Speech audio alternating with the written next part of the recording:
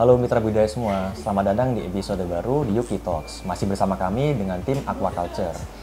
Dengan saya Maulana, kali ini ditemani dengan rekan saya, Kak Anggita. Pada saat ini kita sedang berada di salah satu showroom di Yuki Water Treatment, yaitu di Plaza Senayan, Jakarta. Pada episode kali ini kita akan berbincang-bincang santai nih Kak. Kita akan membahas seputar biosecurity. Hal yang sepele namun sering diremehkan, namun berdampak yang sangat besar. Oke, dengan bincang-bincang kali ini kita tidak jauh dari membahas seputar dunia perudangan nih Kak. Seperti kita tahu sendiri, udang faname itu salah satu komoditas yang sangat menjanjikan. Namun komoditas yang juga yang sangat-sangat sering untuk terkena rentan terhadap penyakit. Nah, oleh karena itu penerapan biosecurity ini sangat penting untuk dilakukan dan juga kita di tambak juga sangat sering untuk melakukan biosecurity. Namun untuk lebih jelasnya saya akan menanya nih dengan Kak Anggita, apa sih Kak sebenarnya itu biosecurity?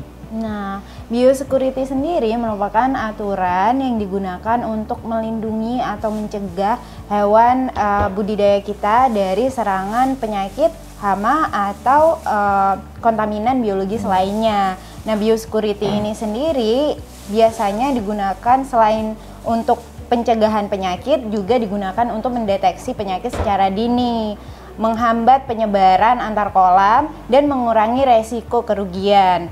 Kemudian untuk biosecurity ini sendiri juga disesuaikan dengan sistem budidaya yang kita lakukan, Kak.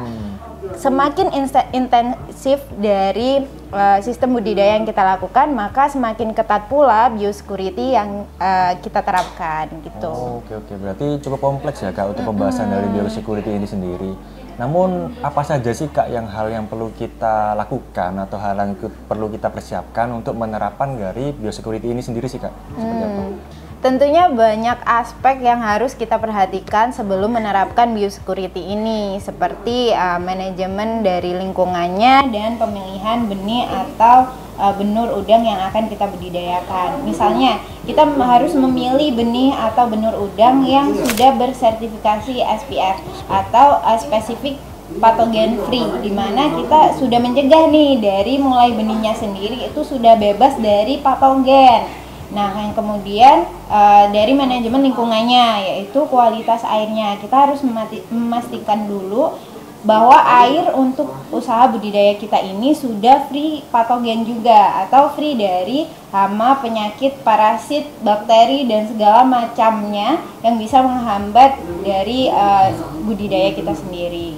Oke, wah, berarti sangat banyak sekali ya Kak hal yang perlu dipersiapkan dari kita. Mungkin itu juga sih yang sebenarnya sebagai penyebab juga ya dari dengan rangkaian tersebut. Nah, jadinya para petambak itu jadi kurang ya atau mulai tidak menerapkan hal-hal tersebut. Jadi dengan hal yang lebih kompleks dan juga hal yang rumit. Jadi para petambak itu juga mungkin tidak menerapkannya seperti itu Kak ya.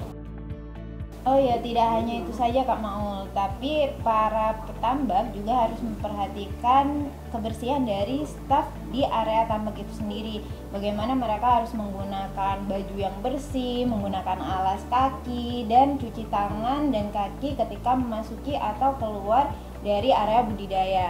Selain itu, mereka juga harus membatasi mobilitas dari kendaraan yang masuk di area budidaya untuk mencegah carrier atau patogen yang masuk melalui interaksi tersebut.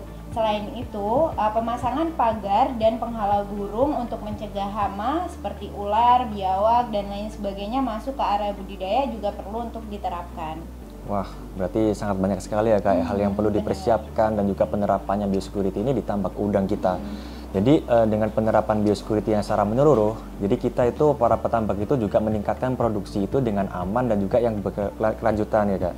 Jadi selain dengan kita itu menjaga investasi kita juga menjaga dari nilai bisnis kita itu untuk menjadi bisnis yang berkelanjutan dan juga nantinya itu untuk sebagai bisnis kan juga nanti mendapatkan profit kan kayak seperti itu ya.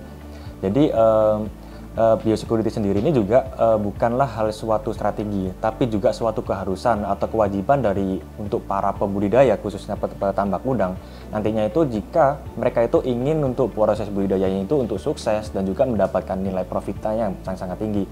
Dan juga dengan penerapan biosecurity ini nanti juga akan meningkatkan dari nilai bisnis Anda sendiri Kak. Oke.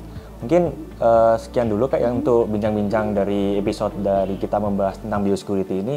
Mungkin semoga dengan podcast dari Yuki Talks kali ini kita mendapatkan banyak manfaat ya untuk bagi kita semua. Mungkin jika ada pertanyaan ataupun sharing diskusi, mungkin bisa teman-teman bisa cek atau isi di kolom komentar di bawah ini ya Kak. Mungkin sekian dari kami, dari Yuki Water Treatment. See you next talk.